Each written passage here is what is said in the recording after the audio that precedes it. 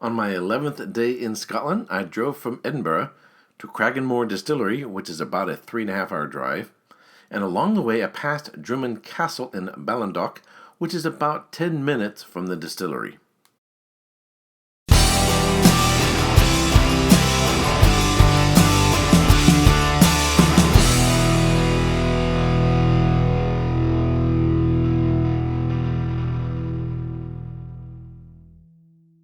Cragganmore Distillery is located in the village of Ballindock in Banffshire in the Speyside region of Scotland. The distillery was founded in 1869 by John Smith on land leased from Sir George Macpherson Grant. Smith was an experienced distiller, having already been manager of Macallan, Glenlivet, Glenfarclas, and Wishaw distilleries.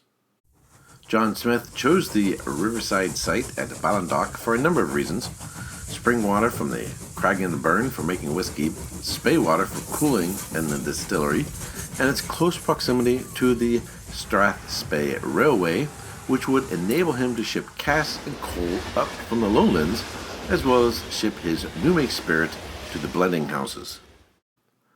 The distillery was rebuilt in 1901, and when I visited in June 2018, it was undergoing renovations. John Smith died in 1886, and his family ran the plant until 1923, when it was owned by a partnership of the Macpherson Grants of Ballindock Estate and White Horse Distillers. While the White Horse half of the shareholding passed to DCL, it wasn't until 1965 that the Macpherson Grants sold their shareholding. Today it is owned by Diageo, and it is one of the original classic malts, although its importance as a contributor to blends means that a significant percentage is still being used for fillings in blended whiskies. Unfortunately, Cragganmore Distillery does not allow any photography of the production areas during the tour, and yet they do not specify this on their website, nor do they notify visitors until after they've already paid for the tour. So if taking pictures during a tour of a distillery is important to you, you may not want to visit Cragganmore Distillery. While visiting the distillery, I tasted the 12-year-old, the Distiller's Edition, the distillery-only bottle, and a 1999 bourbon cask.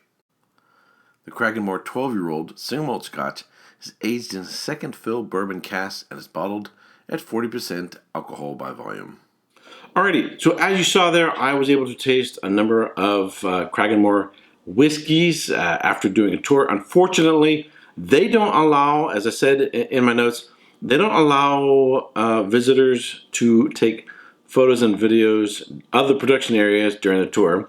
They don't say that on their website, and until after you've paid for the tour, they don't mention it. In fact, they're not the only one. There are some other distilleries that until you're just about to do the tour, then they suddenly announce to you, Dalwhinnie, for example, which was the last distillery I visited, which we'll get to in a future video.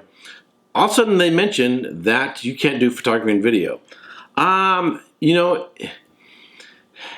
If Scotch is the number one reason why tourists come to Scotland, and tourists, everybody's got a phone, a cell phone, everybody's got a camera, everybody wants to take pictures, why wouldn't you tell people up front? I just find it dishonest, or less revealing than it should be than it ought to. So I was really disappointed.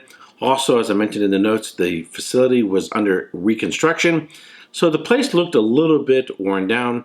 So when we came to taste the whiskeys, I'll be honest with you, I was already not in a real great mood. I would say disappointed.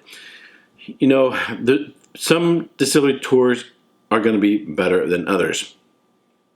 That being said, the only way it could have been worse is if they didn't allow us to taste any whiskey. So I tasted the whiskeys there. I was like, meh, wasn't all that thrilled with them. But and during a live uncorking in which I initially tasted this whiskey, I was actually much more pleased with it than I was when I tasted it during the tour. That's unusual, because usually in the setting of whether visiting a winery or a distillery, you're so happy to be there. The surroundings are so enchanting. You're such in a great mood that actually your perception of a wine or a whiskey, whether you're visiting a winery or a distillery, tend to be actually exaggerated. But actually, in this case, it's been just the opposite. During the uncorking, and I've had another dram since the uncorking, I've actually been more impressed with this 12-year-old. Sells for about $46 in the United States. I'm more impressed with it now than I was at the distillery. So look at the color of it. It is a bright golden color. Looks essentially like apple juice or apple cider. On the nose, it's medium to medium plus intense aromas of canned apples, bruised apples, apple cider, so just variations of apple aromas. That's some honey. There's a slight maltiness to it. Some candied ginger, pineapple, peach, pear, canned pear. Actually, a little bit of marzipan, so almond paste. Has some nice spice notes, some cinnamon, some vanilla, a little bit of fresh wood or oak. So it's actually quite nice. I would say it's light. I can totally get my nose in there, so I'm not like being overwhelmed. I get no, stinging in the nose. It's only 40 ABV, but it's actually quite nice. All right, on the palate. So it is sort of a light, medium minus intensity flavored whiskey. On the palate, the nose is confirmed. I get those peach, pear, apple, some tropical notes, some pineapple. I don't get those marzipan notes, those almond notes. The honey is definitely there. A little bit of maltiness to it. Actually getting some orange marmalade. Orange marmalade, definitely. A little bit of lemon. Some cinnamon and vanilla. It's a delicate whiskey. It's not a huge punch in flavor, so it's about medium intensity of flavor. But it's got some nice complexity to it. It's got a nice evolution and development. A lot of fruit up front. And then I would say the sort of more citrus and honey notes. And what lingers is light vanilla and some tropical pineapple notes. So it's actually a very, very, very nice whiskey. Sells for only $46. Quality price ratio is actually, I think, fairly high. I think I gave it less 88 or 89 points during the uncorking, and I think I'm gonna just bump it up one more point now that it's had some time to breathe, open up, and develop. I'm gonna go with a solid 90 points. I've actually really a quite nice whiskey. It also does fairly well on the cooler side.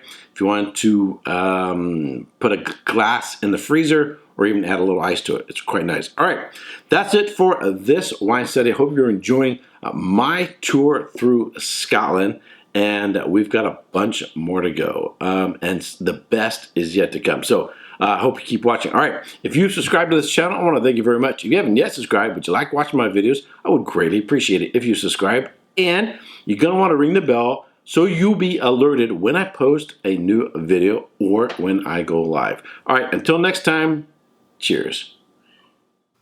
If you have benefited from my wine or whiskey studies and you wish to support this ongoing work, I ask that you become a Patreon supporter. The link to my Patreon account is in the description box below.